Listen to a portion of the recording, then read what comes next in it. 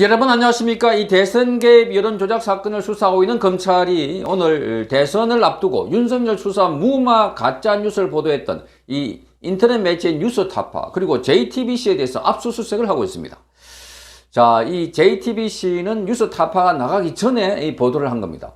남욱의 엉터리 진술을 기반으로 해서 자, 이 윤석열 당시에 검사가 이 핵심이다 이런 식으로 보도를 했고, 뉴스타파는 대선 D-3일 날에 자, 김만배와 그리고 이 신학님의 가짜 인터뷰를 기반해서 보도를 했는데, 이 모두 다 이 관련된 내용이 사실이 아님을 알면서도 보도했다는 의혹을 받고 있습니다.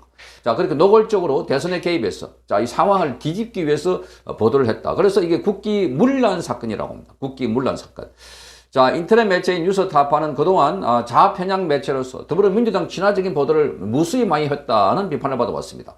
주로 KBS와 MBC 해직 기자들이 모여가지고 만들었던 이런 매체인데, 특정 이 이념이나 이 정파를 중심으로 운영되지 않았을까 하는 의혹입니다. 자, 그러다 보니까 이 뉴스타파 이 압수수색이 처음인데, 여기 보면 그동안 많은 의혹 제기됐던 부분에 대해서도 상당 부분이 이 뉴스타파가 개입됐다는 것을 알 수 있지 않을까 이렇게 보여집니다. 자, 여론은 이 뉴스타파 그냥 압수수색에 그치지 말고 이 문 닫게 만들어라 하는 겁니다. 어떻게 언론 매체를 만들어 놓고 그걸 특정 정파를 위해서 이용하고 있고, 그 선거에 개입해가지고 완전 선거 결과를 뒤집으려고 했다는 겁니다.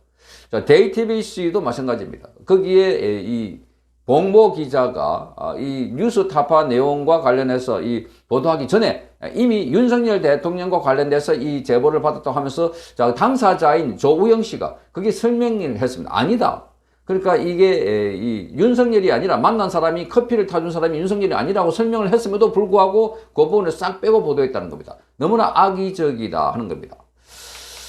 자, 검찰은 오늘 중구에 있는 서울 중구에 있는 뉴스타파와 서울 마포구 JTBC 사무실, 그리고 뉴스타파 기자 A와 전직 JTBC 기자, 이 전직 JTBC 기자는 지금 뉴스타파로 옮겼습니다.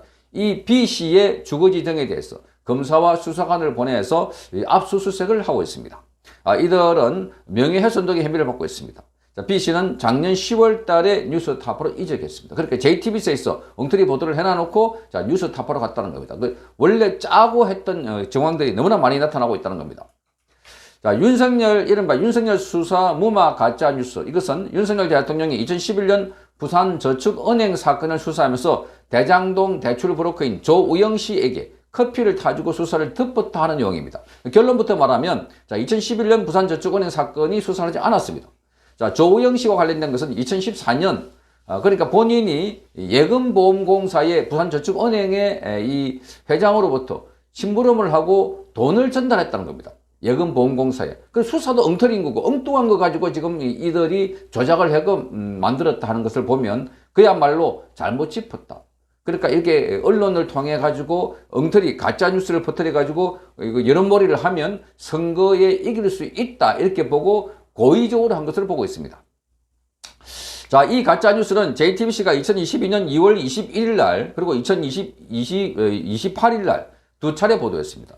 그러니까 뉴스타파가 보도하기 전에 먼저 JTBC가 보도를 했고, 뉴스타파도 대선 사흘 전인 2022년 3월 6일 날 신학님과 그리고 김만배가 인터뷰했던 파일을 편집본을 공개하면서 유사한 내용으로 보도를 한 겁니다. 자, 당시 뉴스타파 전문위원인 신학님은 인터뷰 직후에 자, 김만배에게 두 차례 걸쳐가지고 책 3권 값으로 1억 6,500만 원을 받았습니다. 자, 신학님은 2022년 2월 25일 이후에 뉴스타파 대표에게 자, 김만배 인터뷰를 구두로 보고했다고 합니다. 그리고 그해 3월 4일 인터뷰 음성 파일을 뉴스타파 측에 제공한 것으로 알려졌습니다.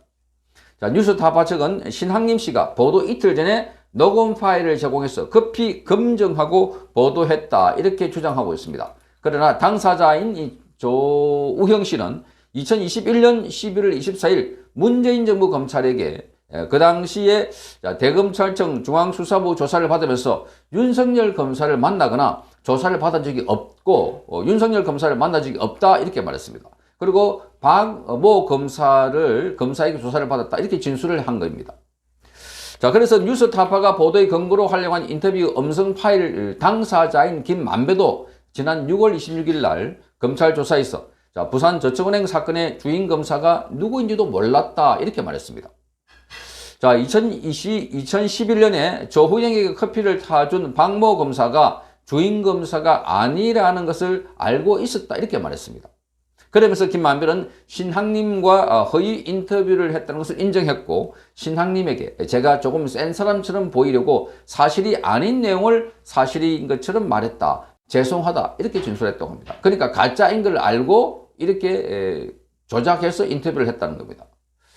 아까 말씀드린 것처럼 민주당의 주장과는 달리 대장동의 초기 사업자의 부산저축은행 대출 사건은 2011년 당시에 대검 중수부의 수사 대상이 아니었습니다. 조우영 씨는 부산저축은행 김모 부회장의 심부름을 해준 것과 관련해서 참고인 신분으로 조사를 받았는데, 조 씨가 지금 2014년 예금보험공사 조사에서 드러난 겁니다. 자, 조 씨의 계좌 추적도 검찰이 아니라 예금보험공사가 한 겁니다. 자, 그러니까 이거를 보면 지금 2015년 조우영 씨는 대장동 대출 커미션 10억 원을 받은 혐의로 처벌받은 건데, 자, 이걸 엉뚱하게 부산저축은행 수사를 무마해줬다 이렇게 몰아가지고 조우영을 대입했는데, 조우영은 전혀 다른 사건입니다. 자, 이런 걸 보면 지금 뉴스타파나 JTBC나 엉터리 정보를 가지고 자, 윤석열 검사에게 당시 대장동을 덮어 씌우려고 하다가 지금 발각이 된 겁니다. 자, 뉴스타파는 2012년 이른바 참사 저널리즘을 기치로 내세워서 만들어진 언론사입니다.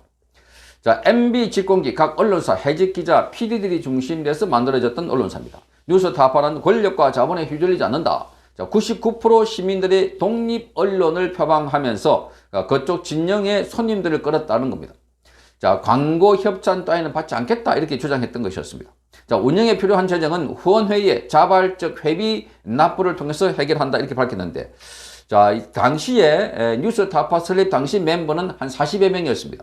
급여와 운영비를 합쳐가지고 그 당시 한 달에 한 3억 원 정도가 들어갔습니다.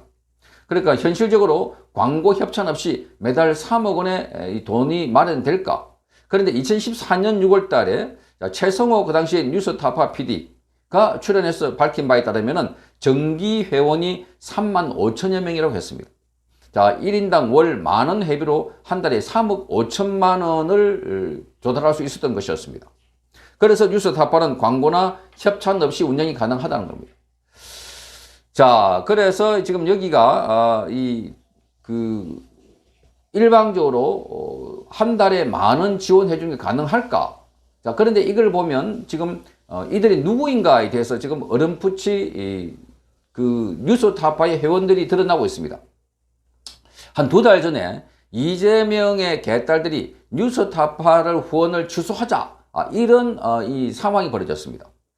자, 그래서 그 당시에 뉴스타파가 이재명의 팬카페인 재명인의 마을과 이 건의사랑 관련해서 이 뉴스를 했는데, 거기에 이 재명인의 마을을 뉴스타파가 공격했다는 겁니다.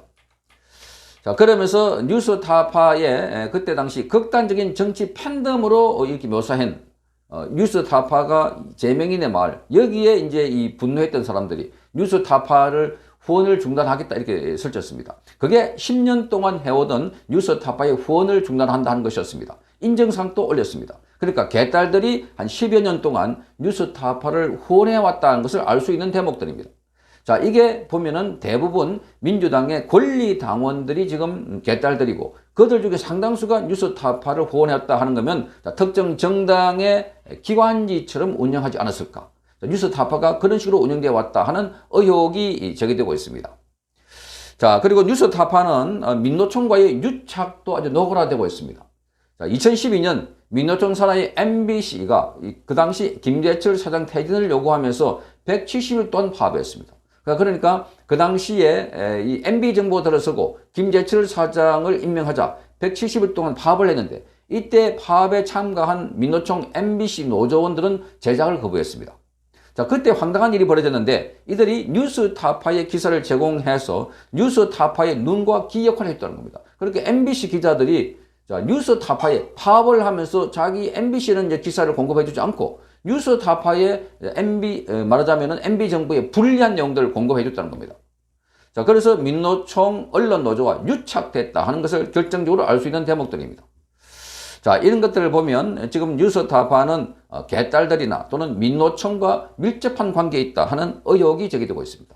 여기에 지금 검찰이 뉴스타파를 본격적으로 압수수색하고, 그래서 그동안 좌편향 또는 이 보수 기치를 내걸고 끊임없이 말하자면 보수 정권을 공격하고 비판하고 했던 뉴스타파, 그리고 과거에 JTBC는 박근혜 대통령의 태블릿 PC 사건만으로도, 자, 그것 가지고도 박근혜 대통령이 탄핵하는데 결정적인 역할을 했다 하는 건데, 자, 이들의 뿌리가 이번에 압수수색을 통해서 드러나지 않을까 이렇게 보입니다.